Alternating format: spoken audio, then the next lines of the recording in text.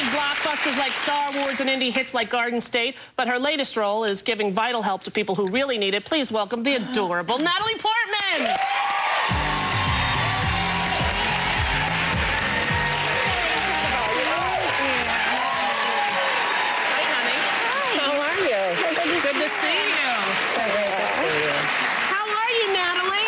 Great, thank you. You're looking adorable as always. Thank you. You have to use adorable because you've known me since I was... Yeah, how old were you in that film? The same height. You know. How old were you, though? Was that your first one? I was 13. It was my second one. Second movie, Beautiful Girls. We did together. Friend of mine. Yes, friend of mine, the director, sadly. But you were a little, tiny little girl, and I was doing my scene, and I saw you standing waiting for your thing in the lot, and I went over, and we were hanging out. And now you're a big movie star. And a college girl. Yes, a college grad. Graduate. I mean, it's not 4 years ago. It's not that often that somebody with your career goes back to school. That's odd.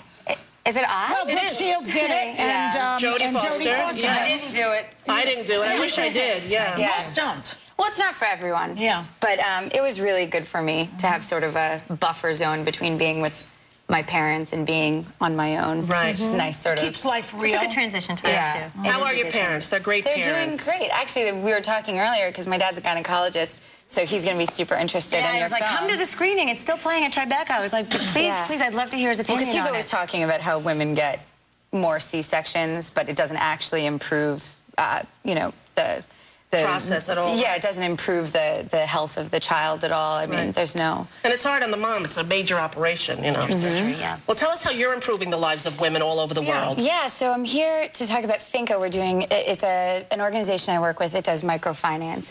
Maybe you've heard of it a little bit. The concept of microfinance is going into nations...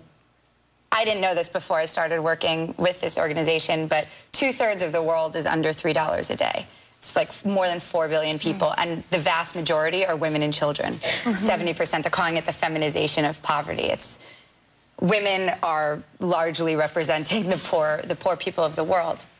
And so this organization seeks to go out and provide loans to these women to start their own businesses. And so the loans usually start out at about $50, and then they go up to like $5,000 after the woman has been through it, been through several cycles and has shown her responsibility, and it's just incredible. I mean, I traveled with them a lot before I started working on it because, you know, celebrities are always touting different charities and stuff, and I didn't want to just be, you know, a talking, you know, face. I wanted to actually understand and see how it worked on the ground, and it's just incredible. You go to these places and these women... Where did you go?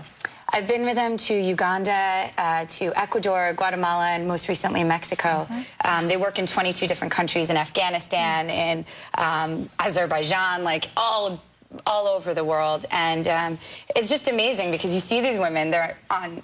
I met a woman who was on 80 cents a day when she started, and she had 10 kids. Her husband was beating her because she couldn't have a son. She was having, this was in Uganda. She had all daughters, and she was like knocking on her neighbors' doors for their dirty laundry water so that she could wash her clothes. And she started with a $50 loan, which obviously to us sounds like, what can you do with that? She started a little sort of restaurant on the side of the street, and now she has her own, 10 years later, she has her own business. She employs 7 other women in her village. Oh, wow. She owns her own home, and she's sending one of her daughters to university. And so you see within, like... Did she get rid of the husband? Oh, yeah. It's true. It's one of the most amazing things. All the women say, you say, what's the best thing about, you know, being able to run your own business? And the first thing they say is that we get rid of men who treat us badly because they don't depend on them. Exactly. They don't depend on them for their, you know, for feeding their children anymore. And they find a sense of self. Absolutely, You know, and their daughters can be proud of them. And isn't it true that this is the guy who started this won the Nobel Prize? Well, it's a similar it was sort of a movement in the 70s that started this whole idea. And Muhammad Yunus, who started Grameen Bank, which uses the same concept in Bangladesh, he won the Nobel Prize for Peace this year. And what he was saying, which is similar to your organization, is 95% of the women repay the loans. Yeah.